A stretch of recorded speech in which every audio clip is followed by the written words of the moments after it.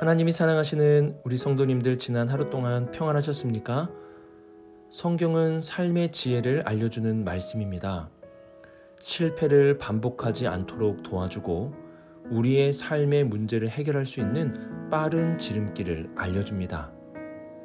이러한 하나님의 말씀을 늘 묵상함으로 지혜를 얻고 명철함을 가지고 하루하루를 살아갈 수 있기를 바랍니다. 기도하겠습니다.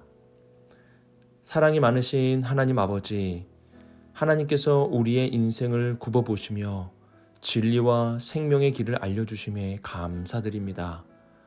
내 고집과 내 생각을 우선하지 않게 하시고 하나님께서 알려주신 길을 따라 걸어갈 수 있는 우리 모두가 되게 하여 주옵소서. 이 모든 말씀 예수님의 이름으로 기도드립니다. 아멘. 오늘 우리들에게 주시는 하나님의 말씀은 사무엘상 11장 1절에서 11절까지 말씀입니다. 하나님의 말씀을 함께 읽겠습니다. 암몬 사람 나하스가 올라와서 길르앗 야베스에 맞서 진침해 야베스 모든 사람들이 나하스에게 이르되 우리와 언약하자, 그리하면 우리가 너를 섬기리라 하니, 암몬 사람 나하스가 그들에게 이르되 내가 너희 오른 눈을 다 빼야 너희와 언약하리라. 내가 온 이스라엘을 이같이 모욕하리라. 야베스 장로들이 그에게 이르되 우리에게 이랫동안 말미를 주어 우리가 이스라엘 온 지역에 전령들을 보내게 하라. 만일 우리를 구원할 자가 없으면 내게 나아가리라 하니라. 이에 전령들이 사울이 사는 기브아에 이르러 이 말을 백성에게 전하매 모든 백성이 소리를 높여 울더니, 마침 사울이 밭에서 소를 몰고 오다가 이르되 백성이 무슨 일로 우느냐 하니 그들이 야베스 사람의 말을 전하니라. 사울이 이 말을 들을 때에 하나님의 영에게 크게 감동되매 그의 노가 크게 일어나 한 겨리의 소를 잡아 각을 뜨고 전령들의 손으로 그것을 이스라엘 모든 지역에 두루 보내어 이르되 누구든지 나와서 사울과 사무엘을 따르지 아니하면 그의 수돌도 이같이 하리라 하였더니, 여호와의 두려움이 백성에게 임하매 그들이 한 사람같이 나온지라. 사울이 베색에서 그들의 수를 세어보니 이스라엘 자손이 30만 명이요 유다 사람이 3만 명이더라. 우리가 와 있는 전령들에게 이르되 너희는 길르앗 야베스 사람에게 이같이 이르기를 내일 해가 더울 때에 너희가 구원을 받으리라 하라. 전령들이 돌아가서 야베스 사람들에게 전하매 그들이 기뻐하니라. 야베스 사람들이 이에 이르되 우리가 내일 너희에게 나아가리니 너희 생각에 좋을 대로 우리에게 다 행하라 하니라. 이튿날 사울이 백성을 3대로 나누고 새벽에 적진 한가운데로 들어가서 날이 더울 때까지 암몬 사람들을 치매 남은 자가 다 흩어져서 둘도 함께한 자가 없었더라. 아멘.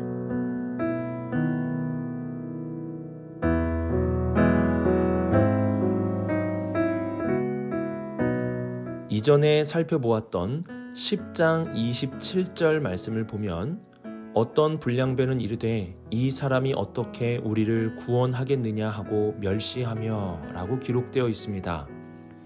이처럼 당시 사울의 왕권에 대해 이스라엘의 몇몇 사람들은 인정하지를 않았습니다. 사울은 아직 이스라엘의 굳건한 왕의 지위에 올라간 것이 아닙니다. 하지만 암몬 사람 나하스와의 전쟁에서 사울은 왕의 리더십과 자질을 인정받게 됩니다. 그래서 전쟁 이후에 사울은 이스라엘 백성에게 인정을 받고 사무엘의 시대에서 사울의 시대로, 사사의 시대에서 왕이 다스리는 시대로 전환이 일어나게 됩니다. 암몬 사람 나하스는 요단 동편에 위치하고 있는 길르앗 야베스를 공격하려고 하였습니다. 이곳 주민들이 나하스를 이길 수 없다는 것을 판단하고 항복을 선언하며 언약 체결을 원했습니다.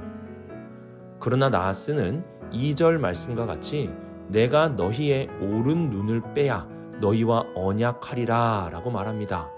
이는 이스라엘에 대한 협박이며 그들에게 수치를 안겨주는 말입니다. 3절을 보면 야베스의 장로들, 그곳에 살고 있는 이스라엘의 지도자들은 나하스에게 일주일의 시간을 달라고 요청합니다. 전쟁의 승리를 장담하고 있던 교만한 나하스는 이러한 요청을 허락합니다. 어차피 이길 수 없는 전쟁이라고 확신하고 있었기 때문입니다. 이런 암몬 사람 나하스가 준 두려움과 수치를 안겨주는 소식은 사울이 살고 있는 기브아까지 이르게 되었습니다. 많은 백성들은 전쟁의 위협과 수치스러움 속에 소리를 높여서 울었습니다. 그리고 밭에서 소를 몰고 오는 사울이 이 소식을 듣게 됩니다. 6절을 보면 사울이 이 말을 들을 때에 하나님의 영에 크게 감동되매 라고 기록합니다. 그리고 그의 노가 크게 일어나게 되었음을 알려줍니다. 6절의 말씀은 하나님의 영이 사울에게 임하였다는 사실을 알려줌으로써 이 전쟁이 사울의 힘으로 승리하는 전쟁이 아닌 하나님이 함께 하시는 거룩한 전쟁임을 알려줍니다. 그리고 7절에 사울은 한 결이 즉 2마리의 소를 잡아서 각을 뜨고 이스라엘 모든 지역에 보내어서 이렇게 말합니다. 누구든지 나와서 사울과 사무엘을 따르지 아니하면 그의 소들도 이와 같이 하리라. 이 소식을 듣고 온 이스라엘 백성들은 사울이 아닌 여호와 하나님에 대한 두려움으로 모두가 한 사람같이 나오게 되었습니다. 이 전쟁은 이스라엘과 암몬의 전쟁이 아니라 하나님이 함께 하시는 전쟁으로 치러지게 됩니다. 그래서 하나님께서는 사울을 하나님의 영에 크게 감동되도록 하셨고 여호와 하나님의 두려움이 이스라엘에 가득하게 하셨습니다. 전쟁에 대한 기록을 담고 있는 여호수아서 그리고 사사기에서 반복적으로 나오는 전쟁의 공식이 있습니다. 그 공식은 전쟁에서 하나님이 함께 하시면 승리한다는 것입니다. 이 공식에 따라 암몬과의 전쟁에서 하나님은 사울과 이스라엘에 함께 하심으로 승리를 이스라엘에게 안겨주십니다. 하나님이 함께 하시면 이깁니다. 이 공식은 오늘 우리들에게도 동일하게 적용됩니다. 오늘 나는 하나님과 함께하고 있습니까? 하나님이 나의 삶에 함께 하심을 확신하고 계십니까? 하나님이 함께 하신다면 오늘의 말씀과 같이 우리는 승리하는 자가 될 것입니다.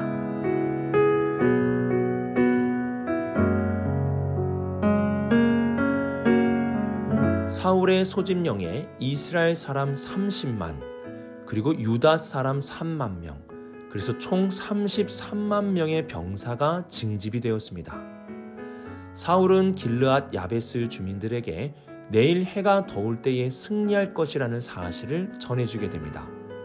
그리고 야베스의 주민들은 암몬 사람들의 요구를 들어줄 것처럼 그들을 속이게 됩니다. 사울은 군대를 세 개의 편대로 나누고 새벽에 적진 한가운데로 들어가서 암몬 사람들을 치게 됩니다. 교만하고 방심하고 있던 암몬은 크게 패배하게 됩니다. 11절 하반절 말씀을 보면 다 흩어져서 둘도 함께한 자가 없었다라고 기록합니다. 하나님과 함께한 사울 그리고 이스라엘의 완전한 승리입니다. 이 전쟁의 결과로 사울은 확고한 왕권을 다지게 되었고 사사의 시대에서 왕정의 시대로의 전환을 이룰 수 있게 되었습니다. 7절 중반절에 사무엘과 사울이 아니라 사울과 사무엘로 기록이 되어 있습니다. 이 순서를 보면 알 수 있듯이 이제 사무엘은 지는 해로 가고 있고 사울은 뜨는 해로 점점 솟아오르고 있음을 알 수 있습니다. 교만했던 암몬은 둘도 함께한 자가 없도록 패배하였습니다. 그러나 하나님의 영에 감동하여 전쟁에 임한 사울과 이스라엘은 승리하였습니다. 잠언 16장 18절에 이러한 말씀이 있습니다. 교만은 패망의 선봉이요 거만한 마음은 넘어짐의 앞잡이니라. 누가 봐도 이길 것 같던 전쟁이었지만 교만했던 암몬은 패배했습니다. 우리는 앞선 1번 질문에서 전쟁의 공식에 대해서 나누었습니다. 전쟁의 승리의 공식은 하나님이 함께 하시면 이긴다는 것입니다. 우리는 2번 질문에서 전쟁의 두 번째 공식, 패배하는 자의 공식을 알 수 있습니다. 그것은 교만하면 패배한다는 것입니다. 하나님이 함께 하시면 승리하고 교만한 자는 결국 패배하게 됩니다. 이 공식은 과거나 지금이나 동일하게 적용이 됩니다.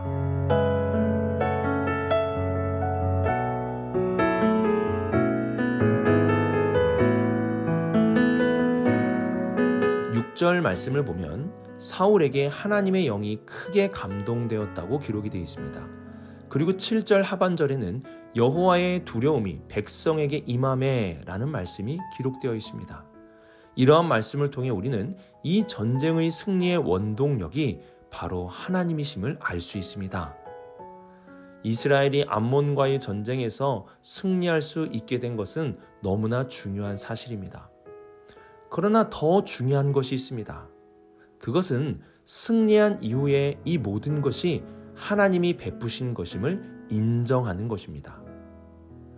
화장실을 들어갈 때와 나올 때의 마음이 다르듯이 전쟁에서 패배할 것 같을 때는 하나님을 간절히 찾고 부르짖지만 막상 승리하고 나면 자신의 공로를 드러내고자 하는 마음이 들게 됩니다.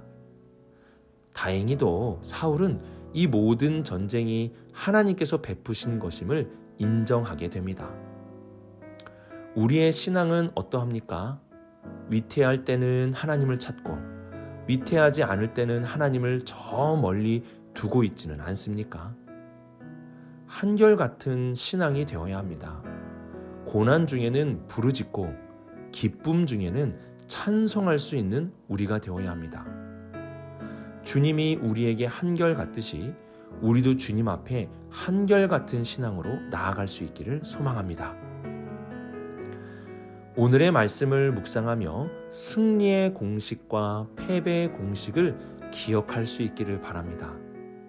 하나님이 함께 하시면 승리하고 교만하면 패배합니다. 오늘도 하나님이 함께 하신다면 두려워하지 마시기 바랍니다. 그러나 내가 교만함이 있다면 두려워함으로 멈출 수 있어야 합니다. 또한 우리의 신앙은 한결같아야 합니다.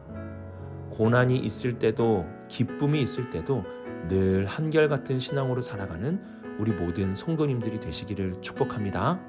기도하겠습니다.